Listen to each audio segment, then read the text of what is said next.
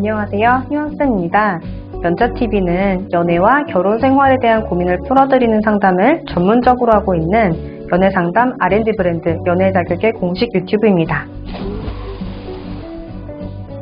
오늘은 사내 연애 이별 후 재회에 성공한 사연에 대해서 좀 소개를 드리려고 합니다. 일단 이 사연 같은 경우는 재훈쌤 내담자분의 사례예요. 그리고 이제 이렇게 얼마 전에 보내주셨거든요. 안녕하세요. 토에 나갔다가 이제 출근하려고 집에 왔어요. 재회 성공. 마음 가는 대로 하겠대요. 감사합니다. 주말에 고마워라는 말을 얼마나 많이 했는지 너톡이랑 거리 유지하고 눈에 띄기, 토요일에 밝은 목소리 통화가 마음을 많이 흔든 것 같아요. 저랑 결혼하고 싶대요. 라고 적어주셨어요. 재훈쌤이 너무 기쁘셨을 것 같아요. 이 연락을 보고. 지금 요분 어떤 사례였는지 좀 상황이 궁금하시죠? 그럼 공유를 먼저 해드릴게요. 우선 요 두 분 같은 경우에 1년 정도 만난 사이고 사내였어요. 내담자분은 여자분이셨고 상대분은 남자분이셨고, 그리고 상대분이 좀 되게 엄청 사랑꾼이었던 것 같더라고요. 진단지를 보니까 굉장히 막 매일 모닝콜도 해주고 출근도 같이 하고 퇴근도 꼭 같이 하고, 또 이제 남자친구 집에 이제 여자분이 가면은 남자분이 밥도 해주고 막 샤워를 하고 나와 그러면은 머리도 막 말려주고 엄청 사랑꾼이었더라고요.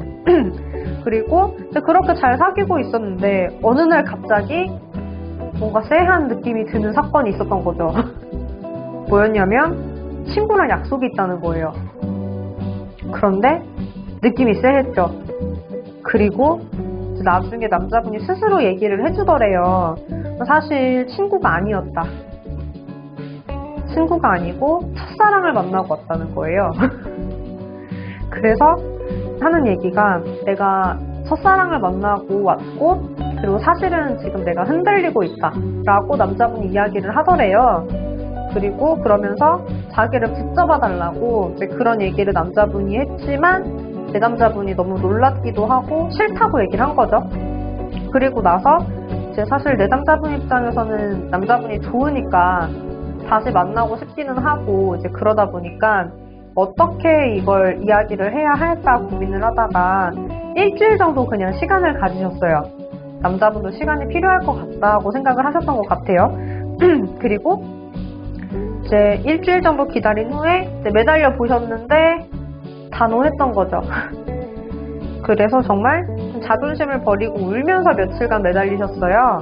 그리고 그럼에도 불구하고 상대분은 단호하게 나왔고, 매달리니까 단호했겠죠. 그래서 어쨌든 너무 단호하니까 내담자분도 이제 배신감이 드는 거지. 그래서 이제 화가 나가지고 내담자분이 남자분 멱살까지 쥐고 흔든 거야. 남자분이 뿌리쳤대요. 그래서 이제 그런 상황에서 결과적으로 연애 자격에 찾아오신 거는 이별하고 한 달 만에 찾아오셨어요. 그리고 이제 그때 지혜쌤이랑 기본전화 상담으로 처음 만나게 되셨고, 지혜쌤이 분석을 하기로는 남자분이 내담자를 정말 많이 좋아했던 걸로. 그런데 다만 남자분은 내담자분한테 아무런 요구사항 없이 연애를 좀 하셨던 분이시더라고요.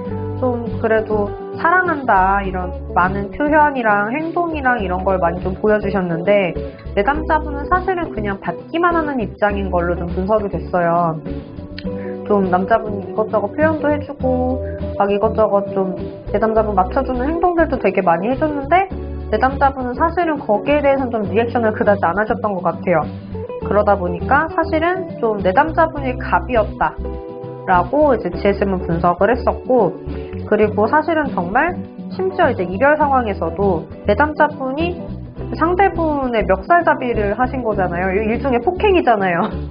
그래서 좀 약간 그런 상황이다. 심지어 남자분이 연상이셨거든요. 그런데 오빠라고 한 번도 불러본 적이 없는 거예요, 내담자가. 좀 약간 그런 식으로 말도 좀 툭툭 내뱉고, 그러다 보니까 좀 약간 보통의 남자분이었다고 하면 좀 이 관계에서 자존심이 상했으면 할 것 같다 라는 그런 지혜쌤의 의견이 있었어요. 그리고 그런 경우도 있었대요. 심지어 야근이나 가족 모임이나 친구들 모임 같은 게 있어서 내담자분이 그쵸? 안에 있으면 남자분이 기다리는 경우가 되게 많았다고 그래요. 그런데 이제 한 번은 그렇게 얘기를 하더래요. 내가 기다렸으니까 좀 그 부분에 대해서 고맙다고 얘기를 해주면 좋겠다. 이 상대분이 얘기를 하기 전까지는 내담자분이 고맙다는 말을 한 적이 없는 거죠. 그렇게 많이 기다림에도 불구하고 남자분이. 그런 좀 연애였다고 얘기를 좀 해주셨고, 그래서 이제 내담자분이 이런 부분들을 같이 이제 선생님하고 얘기를 하면서 이제 본인도 스스로 느끼신 거죠. 본인이 이제 갑의 연애를 했다고 생각하지 않으셨었는데 듣고 보니까 본인 생각에도 갑질이었나 봐요. 그러다 보니까 이제 좀 자기가 제대로 바뀌어야겠다. 그래서 재회를 위한 상담이기도 하지만 한편으론 본인 자신을 위한 상담이라는 생각에 원래는 기본 전화 상담 패키지로 결제를 하셨던 부분이 있었는데 세미플랜으로 상담을 업그레이드를 하시면서 재훈쌤을 만나게 되셨어요. 그리고 재훈쌤 같은 경우는 상황을 좀 이렇게 분석을 하고 해결을 해나가셨는데 이제 우선은 봤을 때 이제 먼저 연락이 올 상황이 아닌 거야. 재훈쌤이 봤을 때. 그쵸, 누가 봐도 그렇죠. 그리고 너톡 같은 경우도 그냥 보냈을 땐 좀 답변이 없을 것 같다고 재훈쌤은 분석을 했어요. 그래서 오히려 사내 연애였잖아요. 그러다 보니까 좀 자주 마주치면서 변화한 모습들을 보여주거나 이런 부분에서 굉장히 유리한 상황이었기 때문에 너톡을 그냥 보내는 게 아니라 보내기 전에 좀 사전 이미지 개선 작업에 먼저 들어갔어요. 그래서 남자분이 불안형이시더라고요. 그래서 남자분 성향에 맞춰가지고 이제 남자분이 여자분한테 이것저것 선물을 사줬던 게 있어요. 액세서리라든지 좀 그런 것들을 착용한다든지 사용한다든지 좀 이런 모습들을 일부러 보여줬대요. 일부러 보여주고, 그리고 사실은 남자분이 원래 원하는 그런 취향의 스타일로 하고 다니시는 분이 아니셨는데 스타일도 다 바꾼 거지. 남자분이 좋아할 만한 그런 스타일로. 그래서 그런 스타일로 이제 출근을 하고, 그러니까 남자분 눈에 띄었겠죠. 그리고 사실은 그것도 있었대요. 그 남자분 입장에서는 내담자분이 좀 힘들게 회사 생활을 할 것 같다라는 생각이 들 것 같다.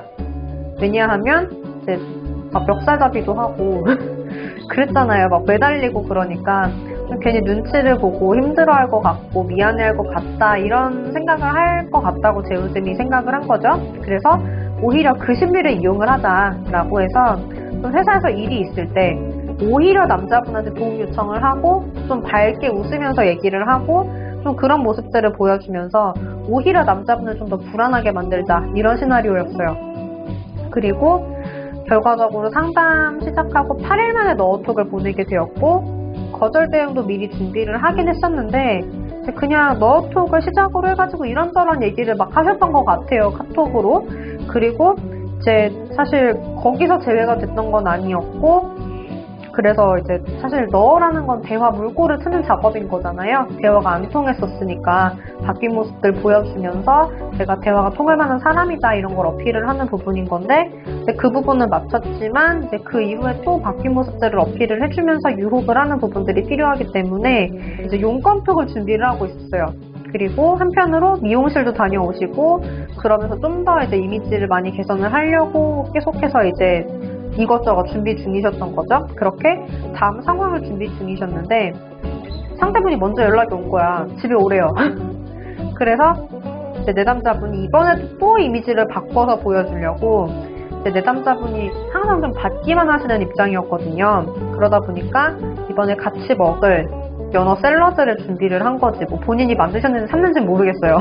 어쨌든 시간에 준비를 해서 갔대요. 그래서 이제 좀 용건을 미리 준비하고 있었으니까 그 부분은 좀 대화 떡밥으로 사용을 하셨던 것 같고, 그렇게 이제 상대분 집에 갔다고 얘기를 그러시더니 제가 이제 아까 이제 읽어드렸던 그 연락을 재훈쌤한테 보내신 거예요. 재회가 됐다고. 네, 축하드립니다. 그래서 사실은 지금 저한테 많이 물어보시는 부분 중에 하나가, 사내 연애인데 재회가 될까요? 제가 갑질 연애를 했는데 재회가 될까요? 제가 상대를 때렸는데 재회가 될까요? 좀 이런 얘기들을 많이 물어보시거든요. 오늘의 사례로 좀 설명이 되시나요? 네, 그래서 이분이 사내 연애기도 하셨으면서 한편으로 이제 뭐 멱살잡이는 뭐 주먹으로 때린 건 아니지만 일종의 폭행이긴 하죠. 그런 부분들도 있었고, 그리고 한편으로는 내담자분이 사실 봤을 때 제가 봐도 진단지상으로 봤을 때 뭐 잘하신 게 없으시더라고요, 남자분한테. 남자분만 일방적으로 잘하고 남자분 혼자 미래 다 그리고 좀 내담자분이 많이 좀 서운하게 했더라고. 그래서 어쨌든 그런 상황에서 이제는 내가 좀 잘해줄 수 있는 모습, 나도 너와 함께 미래를 그리는 모습, 좀 이런 부분들을 많이 보여주려고 노력을 하셨고, 그 부분에서 남자분이 이제 사실 첫사랑이 얼마나 컸겠어요. 정말 좀 컸겠지만 그럼에도 불구하고 내 남자가 좀 더 낫겠다라는 생각을 하고 이제 재회까지 결심을 남자분이 하실 수 있었던 것 같아요. 너무나 축하드리고, 여러분들도 이렇게 그쵸, 보고 계신 분들 대부분 이별을 하신 분들일 테니까, 그리고 다시 만나고 싶으셔서 이걸 보고 계신 분들일 테니까 성공 기운 잘 받아가시길 바랍니다. 댓글 적어주세요. 축하드린다고, 오래오래 가라고. 마음을 예쁘게 써야지 재회도 잘 되는 거예요, 여러분. 그래서 댓글 달아주시고 좋아요 눌러주시고 하셨죠. 네, 그래서 여러분들도 이분처럼 예쁘게 다시 만나실 수 있기를 바라면서, 오늘 저는 이제 여러분들의 행복한 연애와 결혼 생활을 응원을 해드리면서 마치겠습니다. 뒤에 안내 부분 나가니까 보시고, 나도 상담을 받고 싶다, 혹은 상담까지는 아니더라도 진단을 한번 받아보고 싶다, 이런 분들은 네, 안내에 나가는 대로 좀 따라서 진단지를 제출을 해주시거나 카톡 연락을 주시면 되시겠습니다. 감사합니다.